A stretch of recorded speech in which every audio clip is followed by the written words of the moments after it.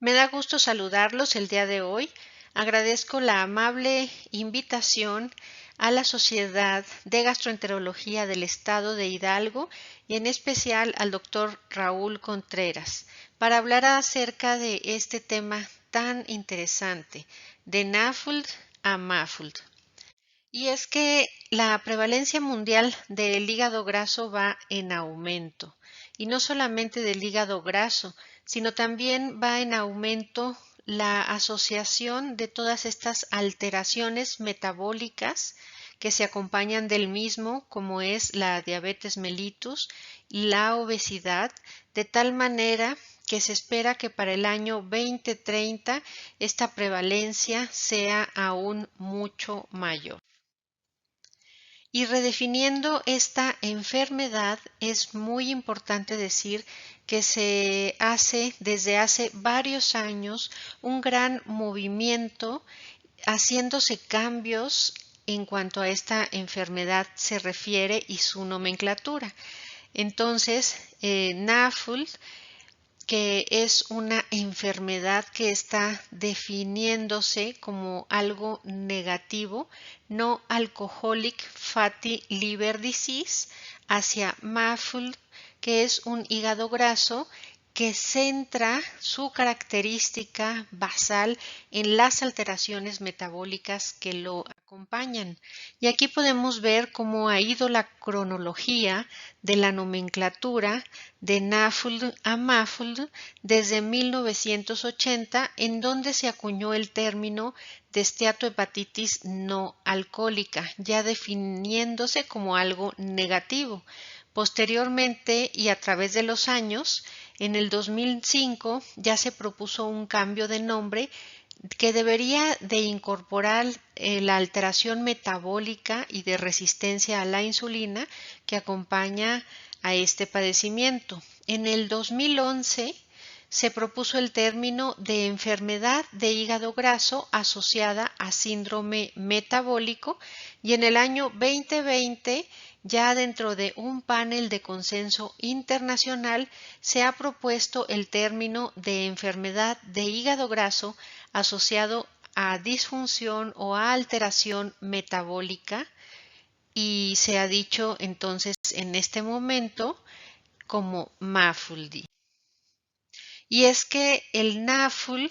es una definición que se ha hecho con base negativa, es decir, no registra la gran heterogeneidad de los pacientes en relación a las bases metabólicas y a los modificadores de la misma. Tampoco define el fenotipo de cada paciente y esto hace difícil, por lo tanto, hacer un tratamiento dirigido. Se basa además en la histología y no en las características propias de cada paciente, es decir, la alteración metabólica, que es lo más importante.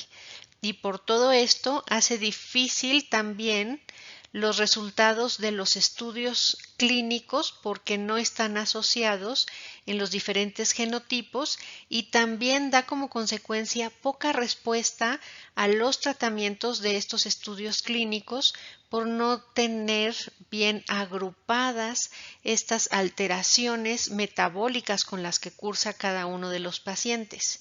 El decir que esta enfermedad, el ser no alcohólico, puede entonces confundir a los pacientes, confundir a algunos médicos, no se entiende claramente, incluso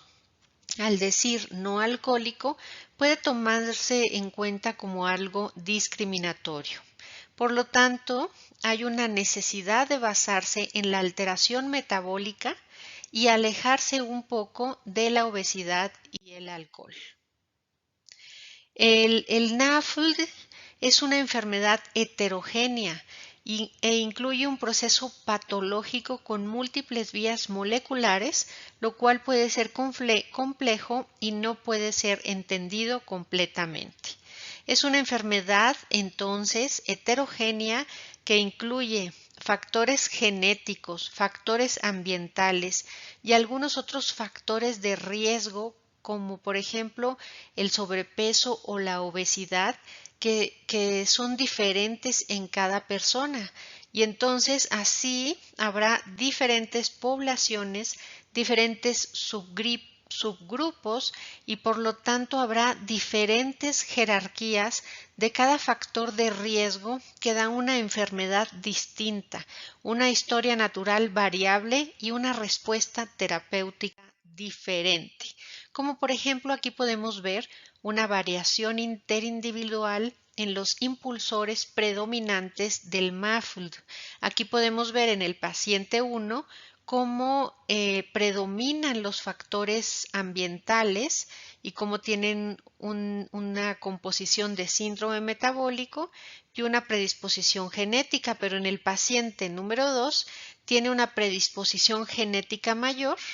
con menores factores ambientales y con síndrome metabólico también incluido. Y en el paciente número 3 podemos ver una diferencia aún mayor en donde tienen preponderancia los factores genéticos, posteriormente los factores metabólicos y en menor proporción los factores ambientales. Y así cada uno de los pacientes tiene esta variación interindividual y por esto es que deberán de ser agrupados en diferentes subtipos de pacientes. Por lo tanto, se debe de integrar la comprensión de la heterogeneidad de los pacientes y debe de haber una precisión mayor de la patogénesis y la estratificación de los diferentes pacientes y de esta manera se podrá acelerar el camino en los diferentes estudios y a la traslación de nuevos tratamientos. Y es por esto que se ha venido acuñando este cambio de NAFL a MAFL. La enfermedad por hígado graso, entonces, y ya orientándonos más hacia MAFL, se caracteriza principalmente por esta alteración basal y central que es la disfunción metabólica. Y esta alteración metabólica estará influida por diferentes factores, desde la microbiota intestinal, desde la obesidad, la edad, el sexo, la predisposición genética, si es un paciente diabético o bien con prediabetes, estará influyendo también si es hipertenso, si tiene dislipidemia, si tiene resistencia a la insulina. Todo esto dará como consecuencia una gran heterogeneidad y una enfermedad de diferentes subtipos con una historia natural variable, una variación interindividual y una respuesta variable a la terapia. Y todo esto deberá de tomarse en cuenta en el MAFLD, de tal manera que se toman en cuenta toda esta heterogeneidad para que se lleve a cabo un marco conceptual de estas alteraciones del metabolismo y una patogenia del MAFL tomando en cuenta todos los factores que influyen en la misma. La esteatosis hepática, entonces, en los adultos, que forma parte de esta definición de MAFLD, se va a detectar este hígado graso metabólico por una biopsia hepática o bien por técnicas de imagen o marcadores séricos y score. Y en esta definición de MAFLD se tomarán en cuenta las personas que tienen sobrepeso u obesidad.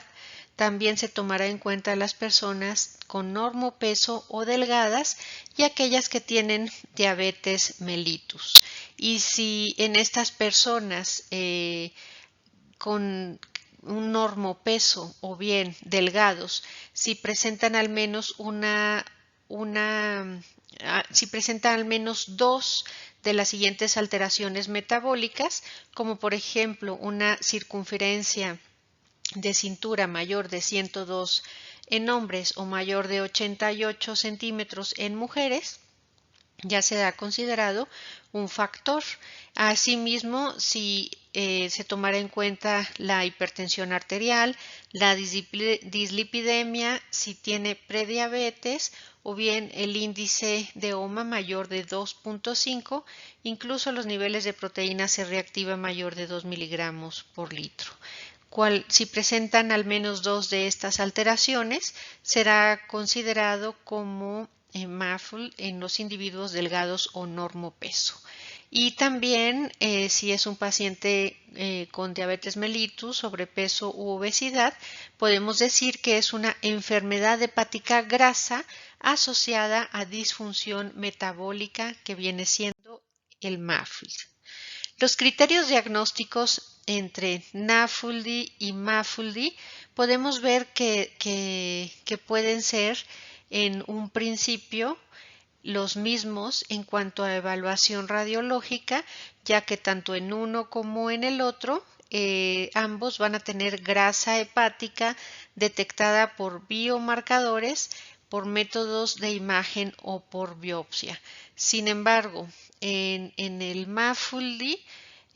como criterio diagnóstico, se tomará uno de estos criterios que involucran la alteración metabólica como el sobrepeso, obesidad, diabetes tipo 2 o una disregulación metabólica. En cambio, como criterios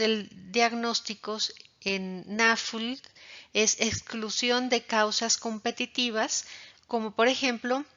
de fármacos, de virus, autoinmunidad o enfermedad de Wilson. En cuanto a NAFLD, el consumo de alcohol también se excluyen y se tomarán en cuenta únicamente aquellas personas, si son mujeres, que tengan un consumo de alcohol menor a 20 gramos al día y si son hombres a menos de 30 gramos al día. Sin embargo, en MAFLD se podrá considerar la ingesta de alcohol, ya que puede ser combinada esta alteración de MAFLD más ingesta de alcohol y entonces puede ser un daño dual por alcohol más aparte el hígado graso. Así también en MAFLD se tomarán en cuenta algunas otras enfermedades que pueden asociarse a esta alteración metabólica, como por ejemplo, podemos tener un paciente que tiene una hepatitis o un daño hepático por autoinmunidad y además tener MAFLD con presencia de una alteración metabólica asociada con presencia de diabetes mellitus más obesidad y entonces pueden considerarse estos dos factores. Así podemos decir que pueden compartir algunas coincidencias entre NAFLD y MAFLD, pero a la vez MAFLD es más inclusivo y podemos ver como por ejemplo si tenemos un paciente con MAFLD no MAFLD, en este caso estos pacientes se caracterizarán porque tienen mayores alteraciones metabólicas y también se considerarán pacientes que tienen una ingesta un poco más de alcohol, que sean 20 y 30 gramos, y alguna otra característica importante que es los de MAFLD, no NAFLD, van a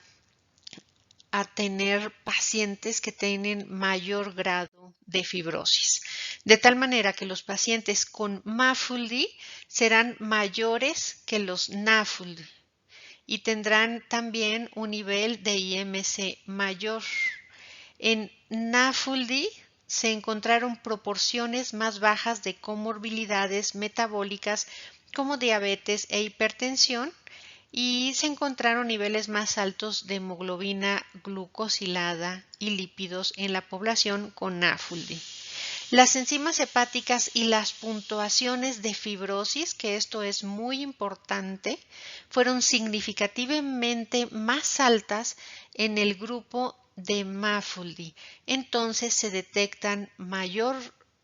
número de pacientes con fibrosis en el grupo de de MAFLD. Y esto es muy importante porque finalmente la fibrosis es lo que nos indicará que estos pacientes con MAFLD pueden tener más complicaciones cardiovasculares o más complicaciones también de inflamación y más presencia de neoplasias en comparación con NAFLD. Y hay una mayor inclusión entonces de pacientes en los pacientes con MAFLD. En estos otros estudios que comparan NAFLD con MAFLD, podemos ver nuevamente que MAFLD tiene más pacientes con fibrosis, con eventos cardiovasculares y con fibrosis avanzada. En este otro caso, de acuerdo a los criterios de MAFLD, podemos ver que de 13.083 pacientes se incluyeron más pacientes en MAFLD que en no NAFLD, y de tal manera que los pacientes excluidos fueron mayormente en NAFLD que en MAFLD, y por lo tanto en los pacientes metabólicos pues se tomarán en cuenta más pacientes, por lo tanto llevarán seguimiento más pacientes, incluyéndose todos aquellos que tengan un factor metabólico positivo. Podemos ver que la fibrosis hepática avanzada se incrementa con el número de condiciones metabólicas. Entre más condiciones metabólicas haya, más posibilidad de fibrosis hepática habrá. Y la fibrosis hepática avanzada es más común en el grupo de solo diabetes mellitus. De tal manera que podemos decir que esta redefinición hacia MAFLD realmente es algo en lo que se está trabajando, en que diferentes asociaciones a nivel internacional como la europea, la americana, la asiática, la latinoamericana, trabajamos para que quede esta redefinición más clara y sea una redefinición en donde se tome en cuenta esta gran heterogeneidad de pacientes y también las características de cada uno de los pacientes, incluyéndose tanto la dieta, la cantidad de músculo, la cantidad de ingesta de alcohol, la microbiota, los factores genéticos, epigenéticos, la salud metabólica, para que de esta manera se tome en cuenta y se incluye esta heterogeneidad, esta variación interindividual de cada paciente para llegar a esta redefinición de NAFLD hacia MAFLD. De esta manera podemos decir que estamos a favor de este cambio de redefinir NAFLD hacia MAFLD, tomando en cuenta esta enfermedad de MAFLD como una enfermedad con base positiva, tomando en cuenta a esta enfermedad de una manera heterogénea, basada principalmente en su centro, que es la alteración metabólica. Y al tener en cuenta esta alteración metabólica, también tener en cuenta que puede tener un concepto dual e incluirse tanto pacientes que tengan una ingesta mayor de alcohol y que pueden tener esta alteración de daño dual por la ingesta de alcohol y además por el daño metabólico, teniendo por lo tanto diferentes subgrupos, teniendo también en cuenta que el MAFLD es una enfermedad dinámica y bidireccional, que puede regresar hacia una mejoría si no se encuentra en un estado de fibrosis avanzada. Y al tomar en cuenta todas estas características, se podrán ajustar tratamientos para cada subgrupo de pacientes con mejores resultados. El cambio de nombre entonces tiene el potencial de aumentar la conciencia y la comprensión de los pacientes y de obtener fondos de manera más efectiva para los esfuerzos de la investigación y de esta manera poder mitigar los impactos de la enfermedad teniendo mejores tratamientos. Muchas gracias por su atención.